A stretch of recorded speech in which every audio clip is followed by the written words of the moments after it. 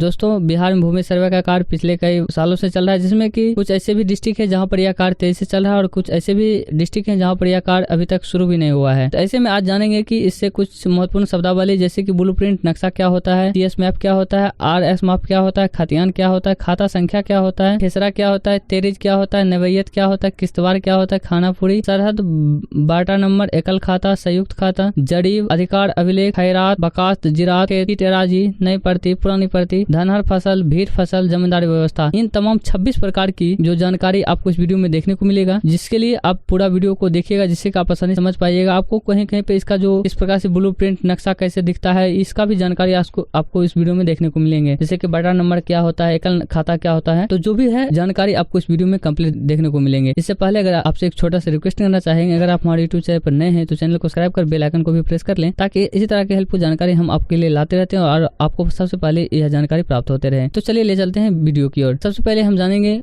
यह जानेंगे कि ब्लूप्रिंट नक्शा क्या होता है। देखिए, पूर्व सर्वे अर्थात कैडेस्ट्रल सर्वे के मूल नक्शा के प्रतिलिपि को ब्लूप्रिंट नक्शा कहा जाता है, जो कि हल्के नीले रंग के रेखांकित होता है या वर्किंग मैप होता है। तो यह भी आपको देखने को मिल जाएंगे। सीएस मैप, कैडेस्ट्रल सर्वे के नक्शा को सीएस मैप कहा जाता है। जो कैडेस्ट्रल सर्वे हुआ था उसके जो नक्शा है उसको सीएस मैप कहा जाता है। उसके बाद आरएस मैप होता है। आरएस मैप क्या होता है? रिविजनल सर्वे का नक्शा। जो रिविजनल सर्वे हुआ है उसका, जहाँ रिविजनल सर्वे हो चुका है, आरएस मैप उसको कहा जाता है।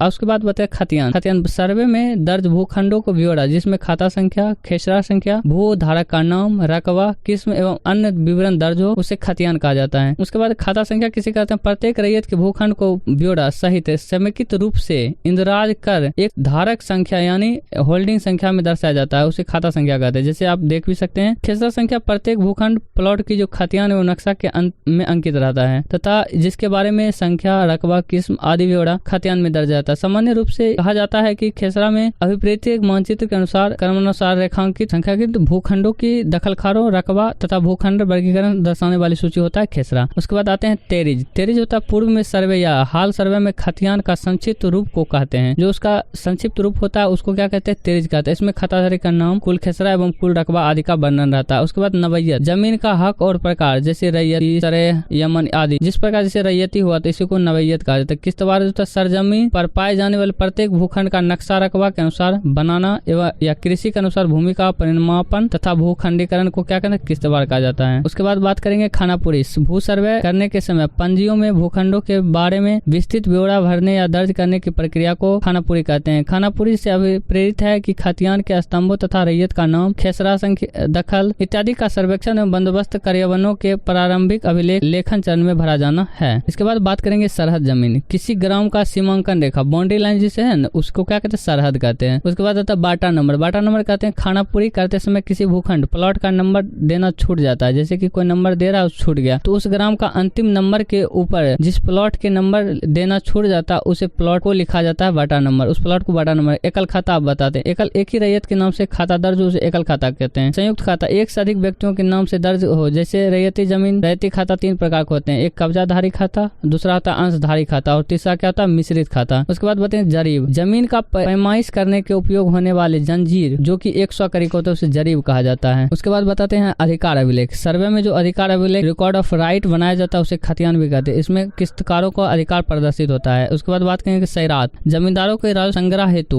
विभिन्न उपाय या साधन, जैसे जलकर मेला आदि जैसे होते सैरात का। तो बकास्त, ऐसे जमीन जो मालिक की जोत में हो, और जिरात, कामत में दर्ज नहीं हो। बकास्त जमीन मालिक द्वारा सीधे या अन्य साधनों द्वारा जोत में रहता है। उसके बाद बात करेंगे जिरात क्या होता है? मालिक जो जोत की भूमि किसी, जिसमें काफी पूर्व बिहार बंगाल सर्वे के पूर्व से मालिक के पास, उसे जिरात जमीन कहते हैं। खेत, किसी जमीन भूमि का वह टुकड़ा या अन्य सटे टुकड़े जो एक ही किस्म का हो और एक ही जमाबंदी के अंदर एक या अधिक रैयत के पास एक ही मालिक के अधीन एक ही नवैयत या हकीकत में हो, खेत कहलाएगा। उसके बाद छीट एराजी क्या होता है? अगर एक गांव में अंदर दूसरे गांव का जमीन टुकड़ा या क्षेत्र हो तो उसे छीट एराजी कहलाता है। अब बात करेंगे कि नई प्रति क्या होता है? वह प्रति जमीन जो 3 वर्ष से कम समय से प्रति या खाली रही हो, उसे नई प्रति जमीन कहते हैं। एक होता है पुरानी प्रति। 3 साल से अधिक अवधि तक प्रति या खाली रहने वाली जमीन को कहा जाता है पुरानी प्रति। धनहर फसल 3 श्रेणी में दर्ज होता है। एक धनहर 1, धनहर 2, धनहर 3। उसके बाद आप बात करेंगे भीट फसल, जिसमें 2 श्रेणी दर्ज होते हैं, एक मीठ एक भीट। इसमें प्राय रबी एवं भदई फसल आते हैं। भदई भीट फसल में अब बताते हैं जमींदारी व्यवस्था। ब्रिटिश सरकार के अधीन एक निश्चित राशि या शुल्क पर जमींदारों को बड़ा भूभाग का क्षेत्र बंदोबस्त करता था। वह शुल्क या राशि प्रति वर्ष देय होता था। पुनः जमींदार अपने अधिकार क्षेत्राधिकार को भूमि रैयतों को जोत आबाद करने हेतु देता था और उसे एवज में लगान या अनाज के रूप में शुल्क वसूलता था। इस प्रकार है जमींदारी व्यवस्था चलता था। तो इस वीडियो में इतना है, मिलते हैं नेक्स्ट वीडियो में नेक्स्ट टॉपिक के साथ। अगर वीडियो अच्छा लगे तो चैनल को सब्सक्राइब और लाइक जरूर करें।